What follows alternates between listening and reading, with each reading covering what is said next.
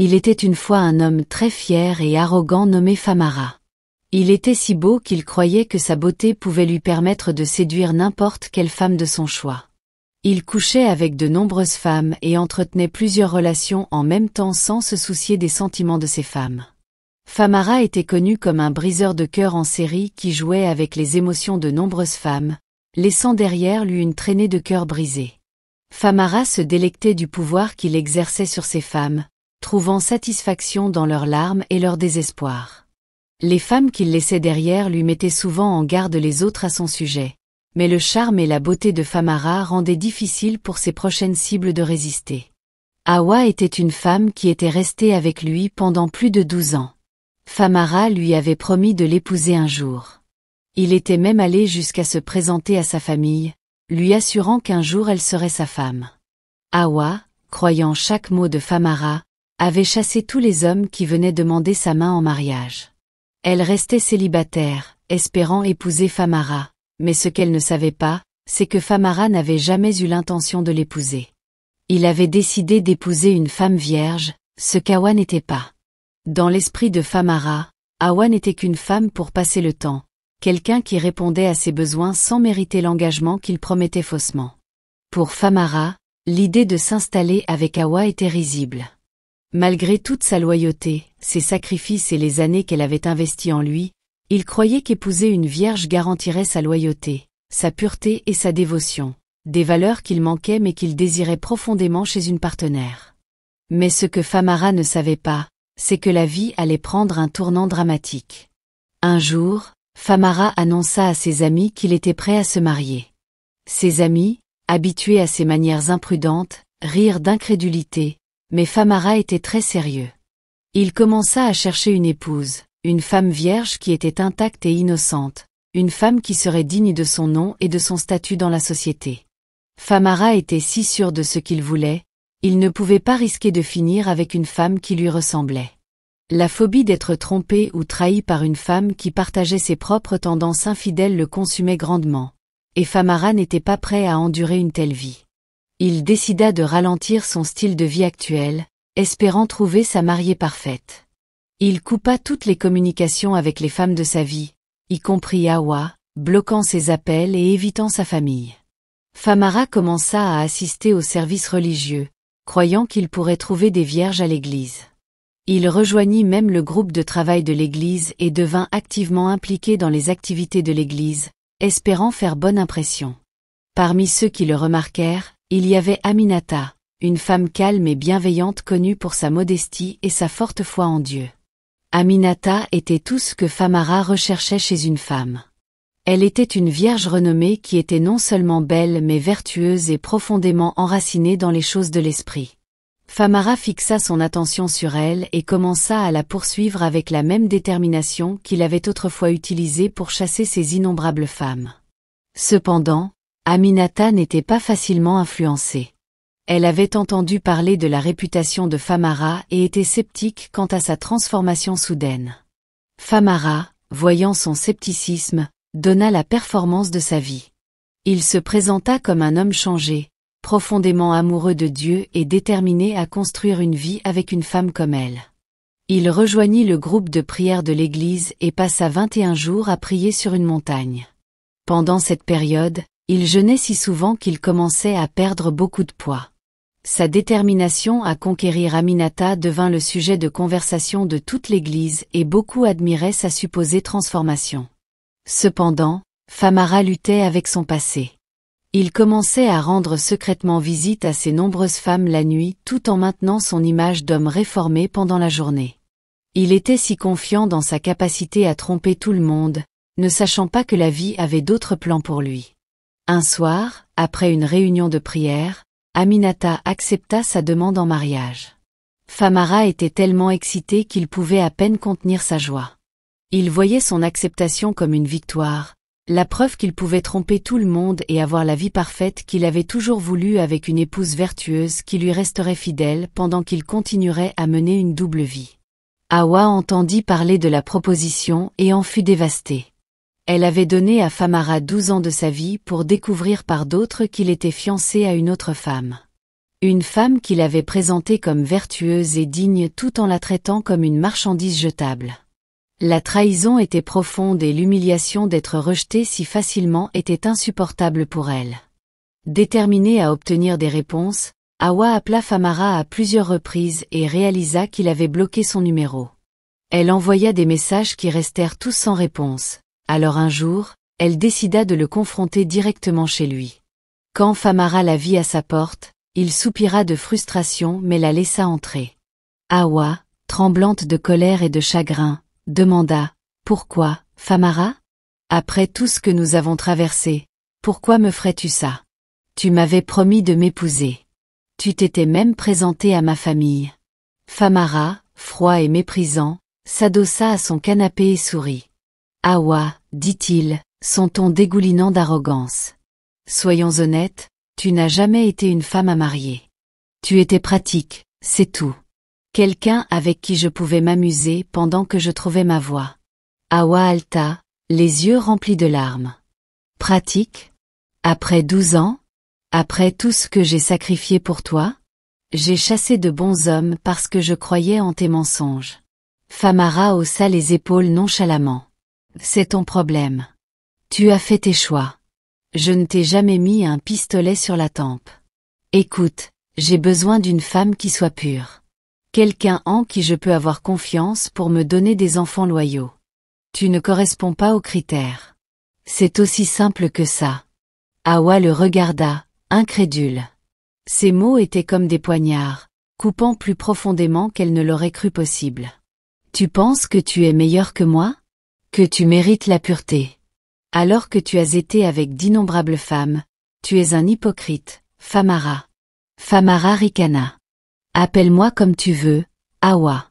À la fin de la journée, c'est moi qui me marie avec une femme qui répond à mes critères. Et toi ?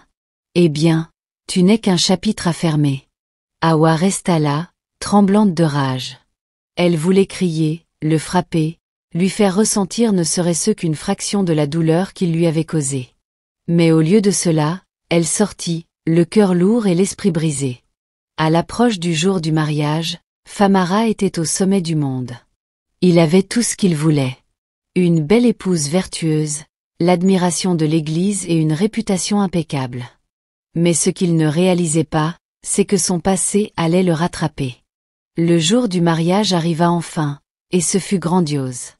Famara, vêtue de son plus beau costume, se tenait fièrement à l'autel alors qu'Aminata descendait l'allée, rayonnante de beauté et de grâce. Leur mariage était une grande célébration, et Famara se sentait fier de lui-même pour avoir sécurisé la femme qu'il croyait être sa femme parfaite. La cérémonie était impeccable, et le couple échangea des vœux devant la congrégation. Famara promit d'aimer et d'honorer Aminata.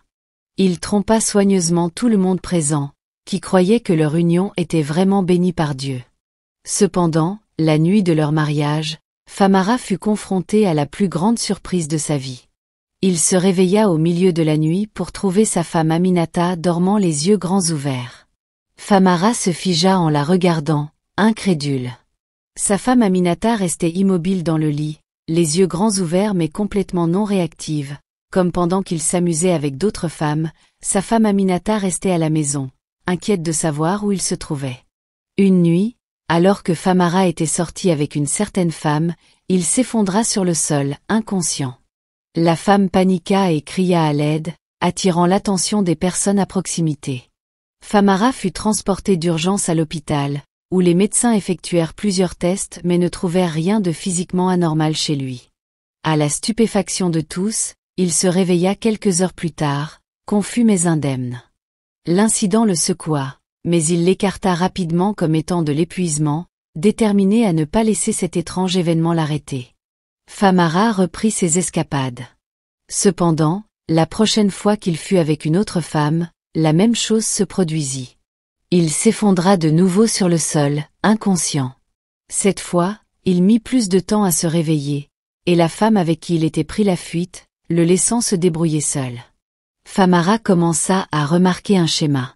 Chaque fois qu'il était avec une autre femme, son corps le trahissait, le laissant humilié et vulnérable. Les occurrences devinrent si fréquentes que Famara commença à se sentir extrêmement terrifié. Il évitait de sortir avec d'autres femmes, craignant ce qui pourrait se passer s'il le faisait. Cependant, son arrogance rendait difficile pour lui de changer.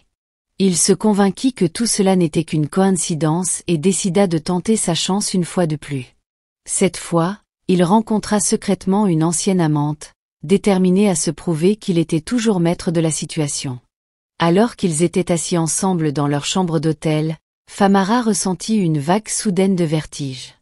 Avant qu'il ne puisse comprendre ce qui se passait, il s'effondra au sol, inconscient, et se réveilla quelques heures plus tard pour se retrouver seul, trempé de sueur.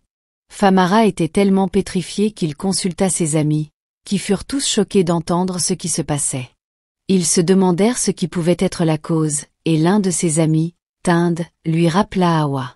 Les mots de Tinde frappèrent Famara comme une tonne de briques.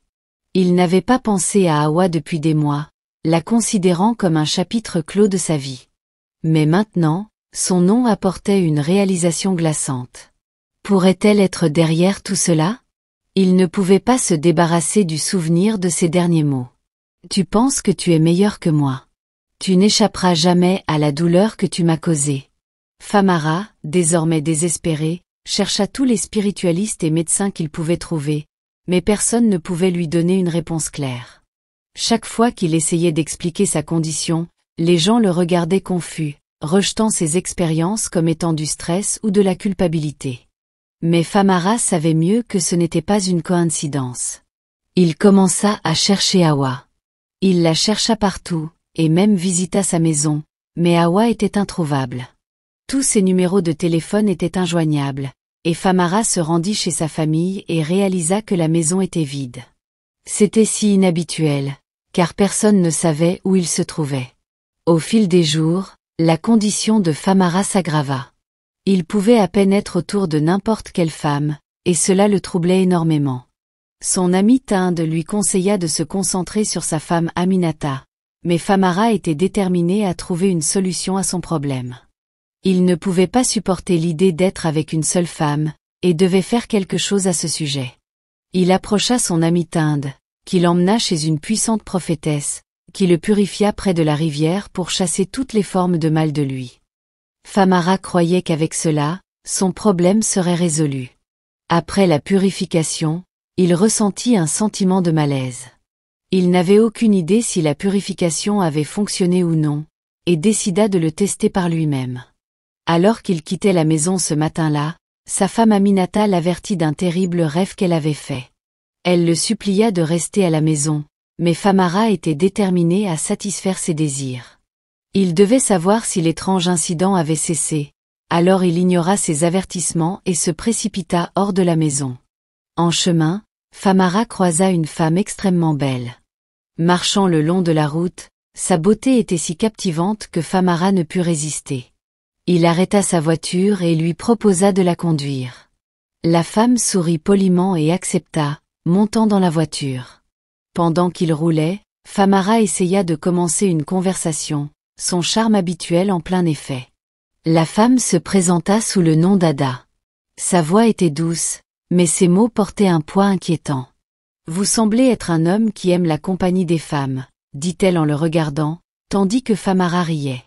« Eh bien, j'aime la bonne compagnie, et vous, Ada, êtes une belle compagnie, et j'aimerais passer du temps avec vous, » dit-il à Ada qui sourit et accepta. Ils se rendirent tous les deux dans un hôtel à proximité, et Famara emmena Ada dans l'une des chambres. Alors qu'il s'approchait d'elle, Famara réalisa que rien ne s'était passé. Se sentant si puissant, il alla pour un câlin et réalisa que rien ne se passait toujours. Famara était tellement ravi de voir qu'il ne s'effondrait pas au sol. Il alla rapidement pour un baiser et ressentit une chaleur intense envahir tout son corps.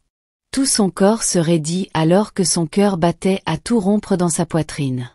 Famara s'effondra au sol, mais cette fois, il était toujours conscient. Il regarda Ada se transformer en un serpent très terrifiant devant ses yeux. Famara essaya de crier, mais aucun mot ne sortit. Il resta là, immobile, alors que le serpent commençait à s'approcher. Famara pouvait voir sa vie défiler devant ses yeux. Il ne s'était jamais senti aussi impuissant de toute sa vie. Il pensait que sa fin était arrivée, alors que le serpent s'enroulait autour de lui, resserrant son étreinte à chaque seconde qui passait. Famara souhaitait que quelqu'un le sauve alors qu'il sentait sa vie s'éteindre à chaque minute qui passait. À ce moment-là, la porte de la chambre d'hôtel s'ouvrit brusquement, et la femme de Famara, Aminata, qu'il ne savait pas qu'elle l'avait suivie jusqu'à la chambre d'hôtel, entra. Elle aperçut le serpent et commença à prier. Alors qu'elle regardait le serpent disparaître sous ses yeux, Famara, toujours au sol, tremblait de manière incontrôlable alors que sa femme Aminata commençait à prier pour lui. Famara resta là alors que sa femme commençait à poser des questions étranges auxquelles il ne s'attendait pas. « Que as-tu fait à Tinde ?» demanda-t-elle à Famara, qui se figea en entendant une telle question de sa part. Famara resta là, choquée, se souvenant de tout ce qui s'était passé entre Tinde et lui dans le passé.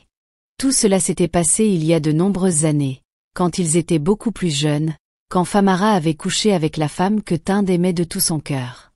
Il avait fait cela pour prouver à Tinde qu'aucune femme ne pouvait résister à son charme. Ce n'était que des jeux pour lui, ne sachant pas à quel point son ami était blessé par ses actions. Pendant toutes ces années, Tinde avait cherché un moyen de se venger de ce qu'il avait fait. Il avait fait un charme qui faisait s'effondrer Famara chaque fois qu'il était avec une autre femme. Pendant tout ce temps, Famara blâmait Hawa pour son malheur, ne sachant pas que son ami Tinde était celui qui était derrière toutes les choses étranges qui lui arrivaient. Il ne savait pas que sa femme Aminata avait le don de voir les choses avant qu'elles ne se produisent. C'est pourquoi elle dormait les yeux grands ouverts, et Famara ne savait pas qu'elle était au courant de toutes ses escapades. Rempli de terreur, Famara commença à implorer le pardon. Il admit toutes ses fautes à sa femme, s'excusant pour tout ce qu'il avait fait, promettant de changer. Le lendemain matin, Famara approcha Tinde et s'excusa pour ce qu'il avait fait. Il savait à quel point Tinde était blessé, et croyait qu'aucune excuse ne serait suffisante pour guérir la douleur qu'il avait causée. Tinde regarda Famara, son visage impassible. « Famara, dit-il enfin, sa voix calme mais ferme. Tu m'as brisé. Tu m'as enlevé quelque chose de précieux, et pendant des années, j'ai gardé cette douleur en moi. Je pensais que la vengeance me ferait me sentir mieux. Mais ce n'était pas le cas. » Famara sentit son cœur se briser, alors que des larmes coulaient sur son visage. « Tinde, j'étais arrogant et stupide. Je pensais que j'étais invincible. Je vois maintenant que mes actions t'ont profondément blessé, et je suis vraiment désolé. S'il te plaît, pardonne-moi.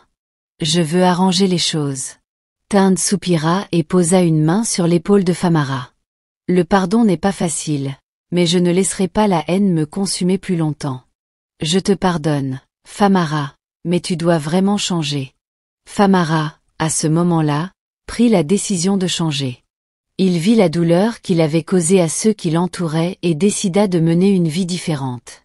Avec sa femme Aminata à ses côtés, Famara commença à reconstruire sa vie. Il coupa les liens avec son ancien style de vie et se concentra sur devenir un homme meilleur. Il retourna à l'église, non pas pour impressionner qui que ce soit, mais pour chercher une véritable repentance et rédemption. Il passa du temps en prière, demandant à Dieu pardon et force pour changer. Aminata, bien que blessée par ses actions, le soutint. Elle voyait sa sincérité et croyait qu'avec le temps, il pourrait devenir l'homme qu'il était censé être. Ensemble, ils travaillèrent sur leur mariage, avec Famara jurant de rester fidèle et dévoué. Après tant d'années, Famara rencontra enfin Hawa à l'aéroport. Elle avait déménagé à l'étranger avec sa famille, et était maintenant mariée à un homme qui l'aimait et la chérissait. Famara s'excusa auprès d'elle pour tout ce qu'il avait fait, et Hawa lui pardonna, voyant comment la vie lui avait souri et lui avait donné tout ce qu'elle avait toujours voulu. C'est ainsi que Famara, le séducteur en série, devint un mari fidèle à sa femme, qu'il ne trompa jamais jusqu'à la fin de ses jours. La leçon à tirer de cette histoire est que personne n'est au-dessus des conséquences de ses actions. L'orgueil et l'arrogance peuvent offrir une satisfaction temporaire, mais conduisent finalement à la chute. La vie a une manière de s'équilibrer. Nos actions, qu'elles soient bonnes ou mauvaises, reviennent souvent en cercle complet. Donc dans la vie, nous devrions apprendre à traiter les autres avec respect. Quoi que vous fassiez dans la vie, Ne négligez pas les sentiments des autres. Traitez toujours les gens comme vous aimerez qu'on vous traite. Merci d'avoir suivi, à la prochaine.